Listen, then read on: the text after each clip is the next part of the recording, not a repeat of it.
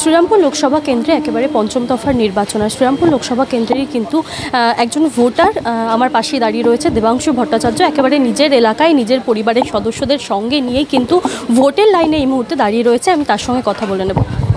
এই যে পরিবারের সদস্যদের সঙ্গে নিয়ে একসঙ্গে নিজের এলাকায় এত ব্যস্ততার মধ্যে না, ভোট তো দিতেই হবে, ভোট মিস করা যায় না। এই তমলুক থেকে কালকে রাত্রিবেলা প্রায় 1-1:30 নাগাদ ফিরেছি। ফিরে আবার আজকে সকালবেলায় ভোট দিয়ে আবার 10:30টার মধ্যে বেরিয়ে যেতে হবে। প্রায় 1টা নাগাদ ওখানে গিয়ে প্রচার রয়েছে।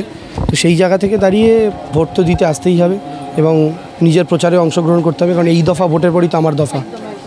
আচ্ছা, যে বিষয়টা অভিযোগ করছেন যে কেন্দ্রীয় বাহিনী বিভিন্ন জায়গায় তৃণমূল প্রার্থীদের ঢুকতে দিচ্ছে না, এমনকি ভোটারদেরও বাধা দিচ্ছে, সেই বিষয়ে কেন্দ্রীয় বাহিনীর যে সেটার বিষয়ে তুমি কী বলছো?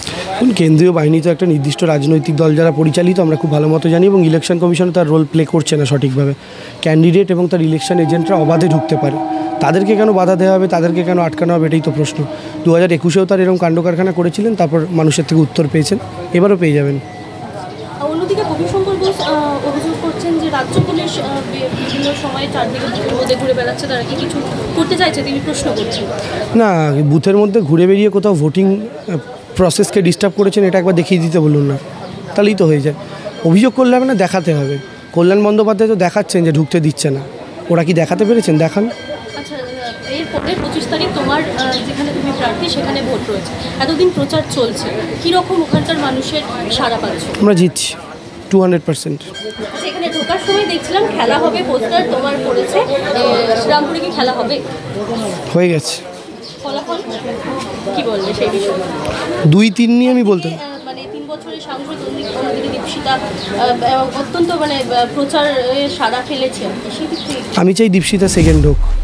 বাড়ির পরিবারের সদস্যদের সঙ্গে নিয়ে কিন্তু ভোট দিয়ে বেরোলো দেবাংশু ভট্টাচার্য, এবং সে যেটা জানালো যে ভোট দিয়েই কিন্তু সে একেবারেই তমলুকের আরও তার বিভিন্ন কর্মসূচি রয়েছে এবং 6ষ্ঠ দফায় ভোট রয়েছে তমলুকে, এবং সেখানের জন্য সে রওনা দিয়ে দেবে 10:30টায়। প্রায় বহুদিন পর নিজের বাড়িতে ফিরে তার কাছে মানুষ একটাই প্রশ্ন করছে যে তমলুকের কীরকম পরিস্থিতি বা তমলুকে তার অবস্থা কীরকম, এবং যে বিষয়টা দেখলাম এইমাত্র তিনি ভোট দিয়ে বেরোলেন এই কেন্দ্র থেকে, এবং তার সঙ্গে আমরা কথা বলে যেটা জানতে পারলাম যে তিনি যথেষ্ট আত্মবিশ্বাসী, এবং তার যে প্রতিদ্বন্দ্বী বিচারপতি অভিজিৎ গঙ্গোপাধ্যায় তাকে কিন্তু একেবারে 0 ওয়েট প্রার্থী বলে মনে করছে দেবাংশু, এবং অন্যদিকে সে লড়াইটা বলতে চাইছে শুভেন্দু অধিকারীর সঙ্গে, অর্থাৎ শুভেন্দু অধিকারীর সঙ্গে লড়াই কিন্তু এই দেবাংশু ভট্টাচার্যের।